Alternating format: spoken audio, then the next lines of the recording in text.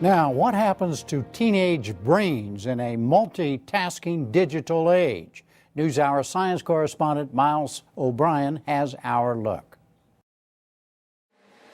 It's a school night, and the 16-year-old Jane twins, Rocky and Anika, have a heavy load of homework ahead of them.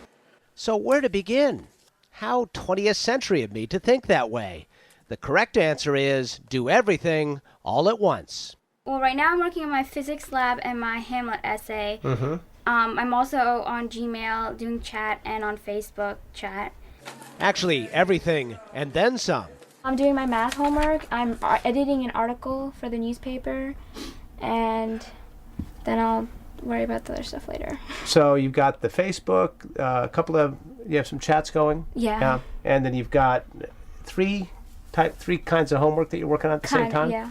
The Janes are like most kids these days. It is second nature for them to be online, on the air, typing, texting, posting, perusing, constantly connected. Well informed? Yes. But perpetually tempted and, well, to my eyes, distracted. And all of this is likely affecting the Janes' brains at a crucial phase in their development. But how? The Janes are part of a 20-year study Dr. Geed is conducting at the National Institute of Mental Health to better understand how the adolescent brain develops. So we were quite surprised to find that by age 6, the brain is already over 90% of adult size.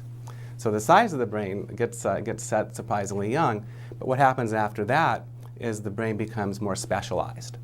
And it does this through a process called pruning. It's kind of the gardening metaphor of eliminating extra connections. The prime time for pruning is adolescence. Connections that are used are strengthened, those that are not are disconnected. This is the time when human beings learn to live independently in their environment. 10,000 years ago, teens would have been learning how to stay warm, what berries to eat, or how to hunt. Today, they're learning how to drink from a technological fire hose. And in fact, in their adult jobs, they may be doing a lot of multitasking. But the other side of that coin is, will they become less good at focusing on one task, of being able to do one thing really well?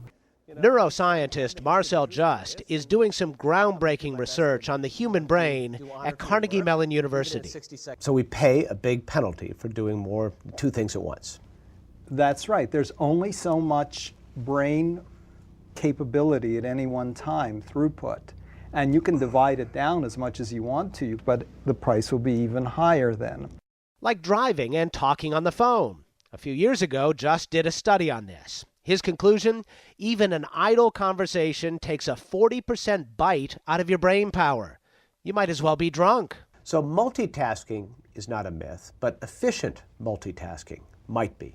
Yes, multitasking with no cost is a myth.